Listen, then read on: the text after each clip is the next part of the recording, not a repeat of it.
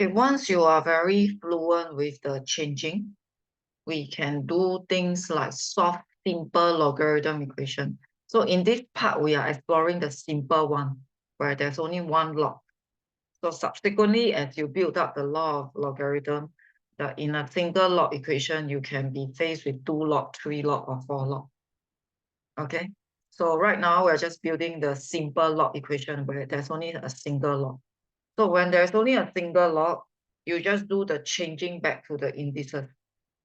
So when there's only a single log, okay, you only need to change back to the indices. Then you'll be solving the logarithm equation. But you do need to take note, some values may be rejected. Some values can be rejected because there's actually a condition in logarithm. So you try pressing this on your calculator. How do you press this, right? You will see a log button. So you press that button and you press with a bracket and you press a -4 and remember to close bracket. Okay, my button look very ugly.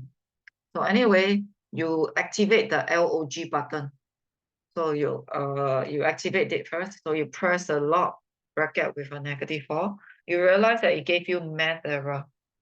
So there's a reason why they gave you math error, because we couldn't take the log couldn't be applied on negative value. So there will be some restriction in terms of logarithm.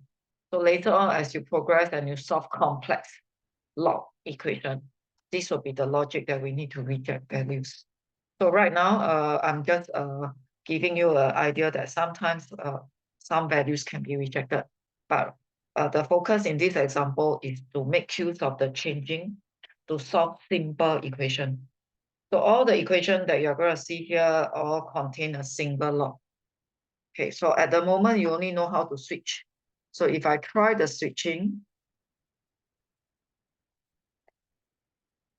I can get in a simple exponential equation where I get to the same base, I compare the power.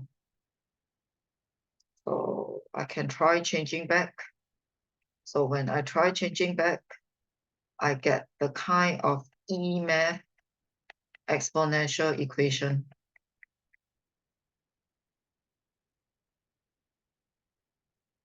So these few examples, you will see that we are getting the simple exponential equation, the very E-math type, where you will finally get to same base.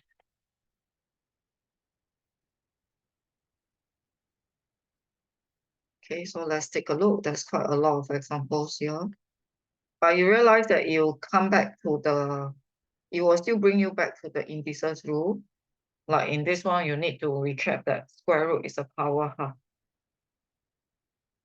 So by the time you come here, you should already finish exponential equation. So you got quite an amount of indices practice already.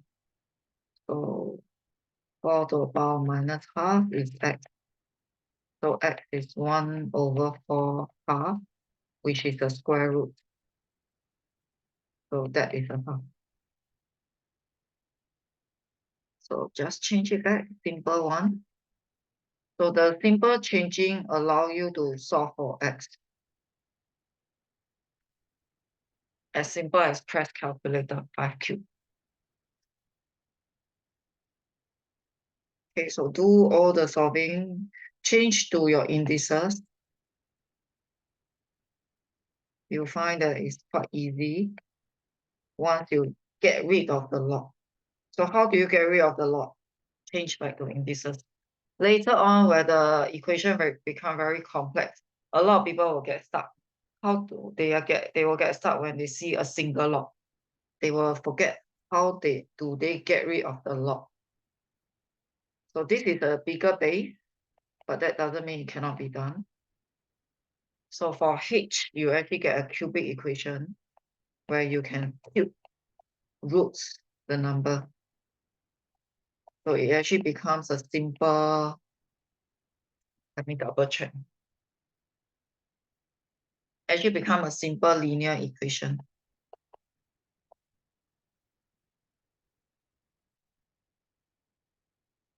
And the last one, if you take a look here, the last one, it actually become a quadratic equation.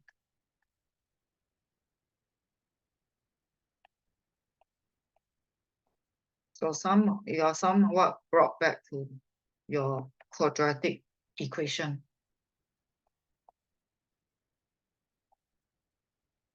So in this case, you're going to get your two answers. That's where you need to check. So when you get your two answers, so you actually need to check. You need to check if it's acceptable or not. So this part cannot be negative, because the LG, if you punch calculator on negative, you will get math error on your calculator. So you got to check. If you put x equal to 1, you get a positive number. So this is an okay answer. If you put x equal to 4, you are also getting a positive answer. So both are okay. So both are not getting you negative number. So this is a positive number. So this is also a positive number. So that will be an okay number. So both are acceptable in this case. So you need to take note that when you log something, the answer cannot be negative. If it makes the answer negative, it's a rejected value. So we'll come to more of it.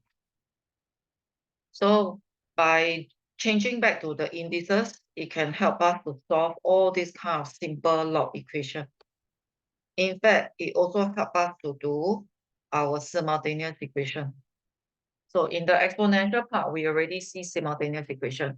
So right now, we also see simultaneous equation, but it involves log. So it doesn't matter where it involves indices or it involves log. Your job is to change to something that's simpler, like your Sec2 equation. So in this case, I get 2 log. Okay, so I do my changing. Actually, if you do the changing here, you already solve for one of the unknown. You already solve for x. Then subsequently, you do another changing. Okay, and since your x is already found, you can find your y. You don't even need to go to the kind of solving. So just by changing out, we already managed to find the value of x and y. Okay, so maybe things are a little bit more complex.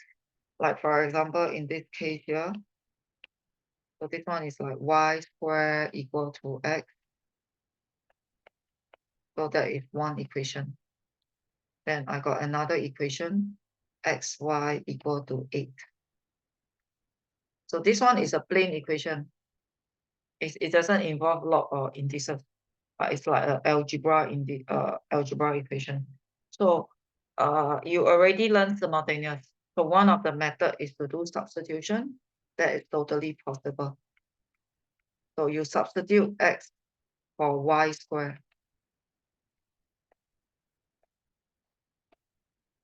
You will be able to solve for your y. And when you're able to solve for your y, you can solve for your x.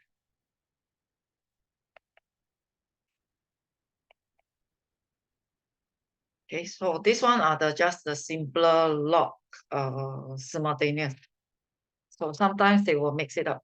They will make it harder subsequently where you already learn more rules. So for the time being, right, if you are able to change in between log and indices, you are able to solve simple log, you are able to do simultaneous, simple ones. Okay, so that is the thing that they will be asking you.